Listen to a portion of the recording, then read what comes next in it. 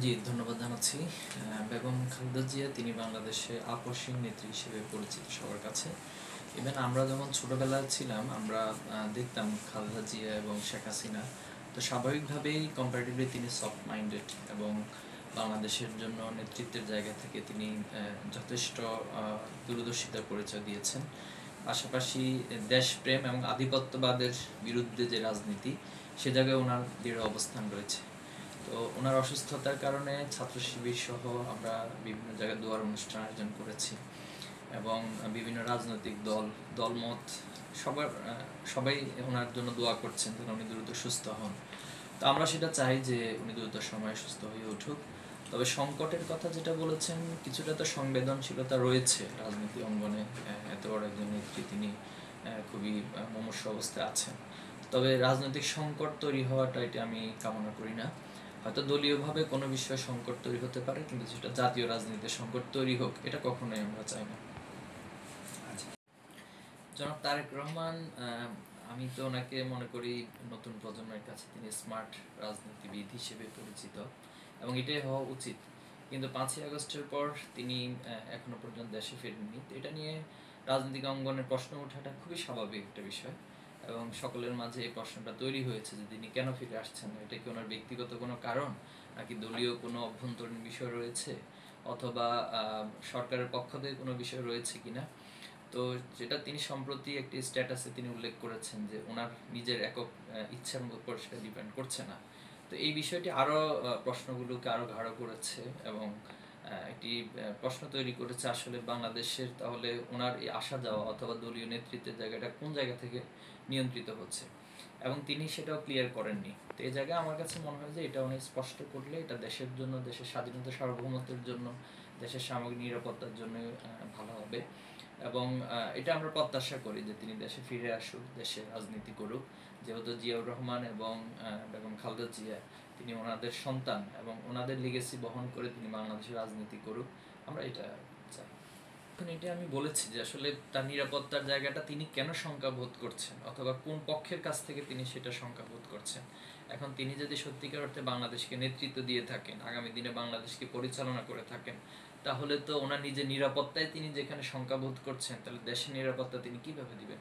তো এই বিষয়গুলো জনমতে ব্যাপক প্রশ্ন তৈরি হচ্ছে।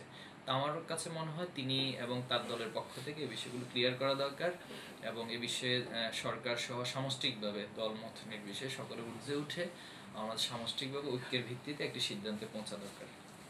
জিআর হসপিটালকে কেন্দ্র করে গতকাল থেকেই নিরাপত্তা জোরদার করার একটি প্রবণতা দেখেছি, যেটা স্বাভাবিকভাবে ওনার প্রতি সকলের ভালোবাসা বা সেখানে ভিড় করা অনেকগুলো বিষয় রয়েছে, এই কারণে নিরাপত্তা জোরদার করাটা খুব স্বাভাবিক। আরেকটা গুঞ্জন শোনা যাচ্ছে জনাব তারেক রহমান তিনি দেশে ফিরছেন, তো এটাকে কেন্দ্র করে হয়তো হতে পারে, তবে এটা আমরা শিওর না, এটা কোনো নির্ভরযোগ্য তথ্য এখনো আমাদের কাছে নেই, আপনাদের কাছে আছে কিনা জানা নেই। আরেকটা বিষয় আপনি যেটা বলেছেন বিভিন্ন জায়গায় আন্দোলন হচ্ছে, তা আন্দোলন তো বাংলাদেশে কন্টিনিউয়াসলি সবসময় হয়ে থাকে। বিভিন্ন ব্যক্তি বা বিভিন্ন গোষ্ঠী যারা আছেন তারা তাদের বিভিন্ন দাবি দেওয়া নিয়ে রাস্তায় নামেন। তো সেই জায়গায় 7 কলেজের বিষয়টা তো দীর্ঘদিন ধরে একটি মানে সকলের ভিতরে সংজ্ঞা তৈরি করেছে যে এটি আলাদা বিশ্ববিদ্যালয় হলে ইডেনের মতো কলেজ যেটা দীর্ঘদিন ধরে আলাদা মেয়েদের জন্য নির্ধারিত ছিল, তো সেখানে সেটা সহশিক্ষাতে যাবে কিনা, এটা নিয়ে তাদের পক্ষ থেকে তারা আন্দোলন করছে। আমার মনে হয় না এই কারণে কোনো নিরাপত্তা করতে পারে। আচ্ছা, ধন্যবাদ আপনাদেরকে। প্রথমত হচ্ছে ডাকসু সহ ছাত্র সংঘ নির্বাচনে আমাদের প্রতিনিধি যারা নির্বাচিত হয়েছেন, ওনারা সহজে ছাত্র সংসদের গঠনতন্ত্র সে আলোকেই পরিচালনা করছেন এবং আপনারা লক্ষ্য করেছেন যে নির্বাচনের এই অল্প সময়ের মধ্যেও দৃশ্যমান অনেকগুলো উন্নয়ন ঘটনা ঘটেছে। বিশেষ করে স্বাস্থ্যসেবাতে একটি বড় পরিবর্তন এসেছে, কালচারাল একটা পরিবর্তন এসেছে। ক্যাম্পাসগুলোতে যে আগে একটা অপরিচ্ছন্নতা অথবা বিশৃঙ্খল একটা পরিবেশ ছিল, সেখানে শৃঙ্খলা ফিরে এসেছে, পরিষ্কার পরিচ্ছন্নতার জায়গাটা অনেক বেশি উন্নয়ন ঘটেছে। তো সবকিছু মিলে আমাদের ছাত্র সংসদ নির্বাচিত প্রতিনিধিরা ওনারা শিক্ষার্থীদের প্রতিনিধি হিসেবেই ছাত্র সংসদকে পরিচালনা করছেন এবং সামষ্টিকভাবে প্রশাসনের সাথে সমন্বয় করা সহ শিক্ষার্থীদের সুবিধা অসুবিধাগুলো দেখা, সামষ্টিক উন্নয়নগুলো ঘটছে। এখন এখানে কিছু কিছু দল বা ব্যক্তি ওনারা বিভিন্ন অভিযোগ তোলেন, তো স্বাভাবিকভাবে যেহেতু ওনারা বিরোধিতা করেন অথবা বিরোধিতার স্বার্থেই ওনারা এই ধরনের অভিযোগগুলো করে থাকেন। আরেকটি প্রসঙ্গ নিয়ে এসেছেন যে ছাত্র সংসদে যারা নির্বাচিত অথবা ছাত্র শিবিরের পক্ষ থেকে বিভিন্ন রাজনৈতিক সমাবেশে ওনারা অংশগ্রহণ করছেন। দেখুন, ছাত্র শিবির বা ছাত্র রাজনীতির একটি বড় উদ্দেশ্য হচ্ছে শিক্ষার্থীদের নিয়ে কাজ করা, শিক্ষার্থীদের কল্যাণে কাজ করা এবং ভবিষ্যৎ যে নেতৃত্ব সেই নেতৃত্ব তৈরি করা।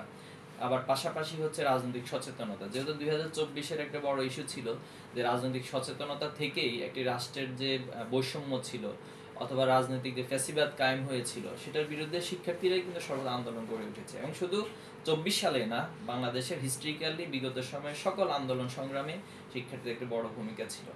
তো সে জায়গা থেকে জামাতের যে কর্মসূচি, সেখানে জামাত আমাদেরকে দাওয়াত দিচ্ছে, আমরা সেখানে যাচ্ছি। আমরা সেখানে গিয়ে শিক্ষার্থীদের স্বপ্নগুলো, তরুণদের স্বপ্নগুলো মানুষের কাছে তুলে ধরার চেষ্টা করছি এবং কেমন বাংলাদেশ আসলে তরুণরা দেখতে চায়, শিক্ষার্থীরা কেমন বাংলাদেশ দেখতে চায়, এই কথাগুলো আমরা তুলে ধরছি। এখন প্রশ্ন আসতে পারে যে শুধু জামাত কেন, অন্য দল নয় কেন? তো অন্য দল যদি আমাদেরকে আমন্ত্রণ জানায়, দাওয়াত দেয়, আমরা তাদের সমাবেশেও যেতে রাজি আছি এবং সেখানে গিয়ে আমরা আমাদের স্বপ্নগুলো, কথাগুলো তুলে ধরবো। আমরা যদি বিগত সময়গুলো দেখি, যে বিগত সময়ে বিএনপির অনেক প্রোগ্রামে কিন্তু ছাত্র শিবিরের কেন্দ্রীয় সভাপতি থেকে শুরু করে রোড লেভেলের অনেকে উপস্থিত ছিলেন, অনেকে বক্তব্য দিয়েছেন এবং বেগম জিয়ার পাশে দাঁড়িয়ে আমাদের অনেক কেন্দ্রীয় সভাপতির বক্তব্য এখনো পর্যন্ত আর্কাইভে আমাদের কাছে আছে। এরপরে হেফাজতের যে আন্দোলন ছিল, সেখানেও আমরা ছাত্র শিবিরের পক্ষ থেকে সর্বোত্তক মাঠে এবং সব জায়গায় ছিলাম।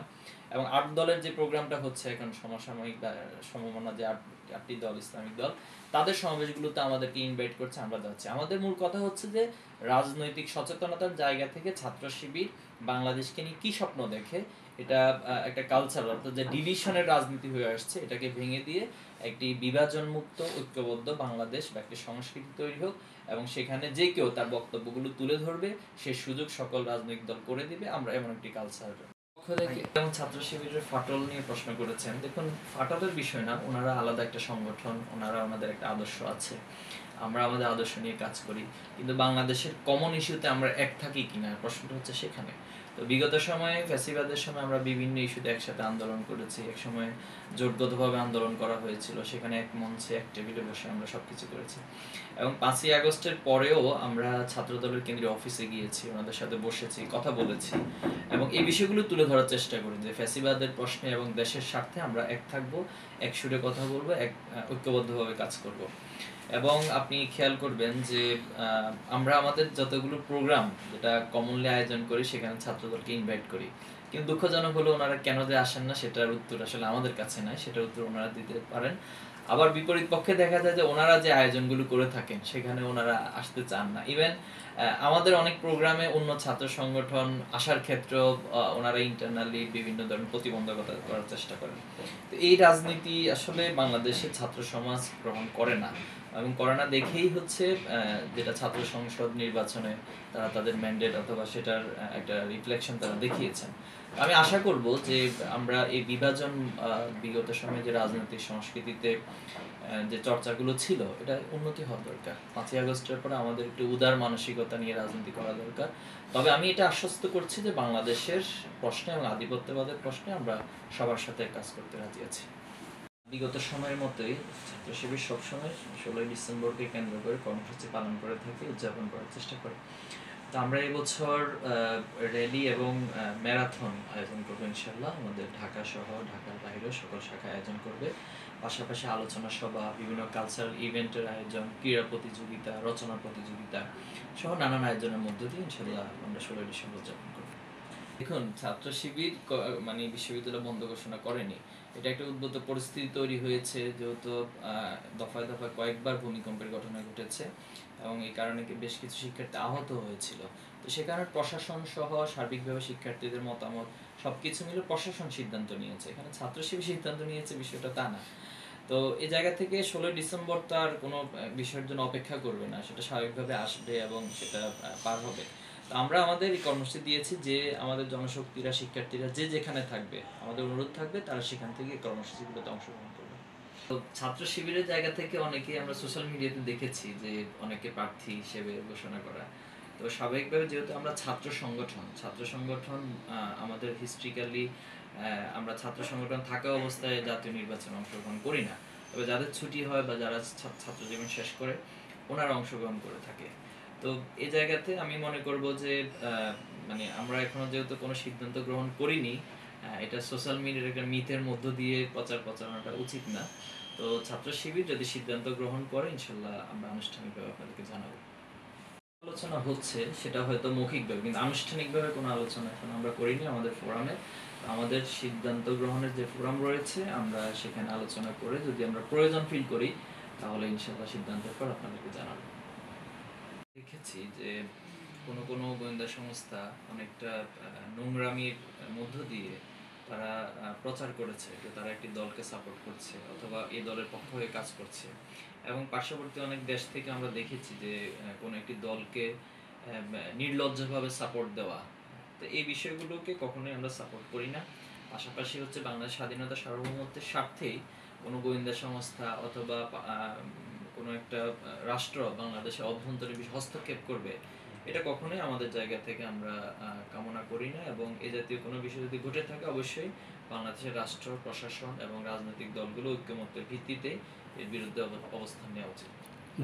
দুর্বলতাটা রাজনৈতিক দলের মধ্যে অথবা কোনো ব্যক্তি বিশেষের মধ্যে থাকতে পারে, তারা তাদের নিজস্ব স্বার্থ হাসিলের জন্য এই বিষয়গুলো করতে পারে, তবে এটা অবশ্যই রাষ্ট্রের স্বার্থের জন্য সবাইকে ঐক্যবদ্ধভাবে এর বিরুদ্ধে অবস্থান নিতে হবে। বেগম খালেদা জিয়া তিনি বাংলাদেশে আপসহীন নেত্রী হিসেবে পরিচিত সবার কাছে। ইভেন আমরা যখন ছোটবেলায় ছিলাম আমরা দেখতাম খালেদা জিয়া এবং শেখ হাসিনা, তো স্বাভাবিকভাবেই কম্পারেটিভলি তিনি সফট মাইন্ডেড এবং বাংলাদেশের জন্য নেতৃত্বের জায়গা থেকে তিনি যথেষ্ট দূরদর্শিতার পরিচয় দিয়েছেন। পাশাপাশি দেশপ্রেম এবং আধিপত্যবাদের বিরুদ্ধে যে রাজনীতি সে জায়গায় ওনার দৃঢ় অবস্থান রয়েছে। তো ওনার অসুস্থতার কারণে ছাত্র শিবির সহ আমরা বিভিন্ন জায়গায় দোয়ার অনুষ্ঠান আয়োজন করেছি, এবং বিভিন্ন রাজনৈতিক দলমত সবাই ওনার জন্য দোয়া করছেন যেন উনি দ্রুত সুস্থ হন।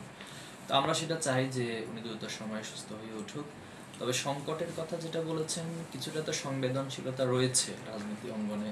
এত বড় একজন নেত্রী তিনি খুবই মুমূর্ষু অবস্থায় আছেন। তবে রাজনৈতিক সংকট তৈরি হওয়াটা এটা আমি কামনা করি না। হয়তো দলীয়ভাবে কোনো বিষয়ে সংকট তৈরি হতে পারে, কিন্তু যেটা জাতীয় রাজনীতিতে সংকট তৈরি হোক এটা কখনোই আমরা চাই না।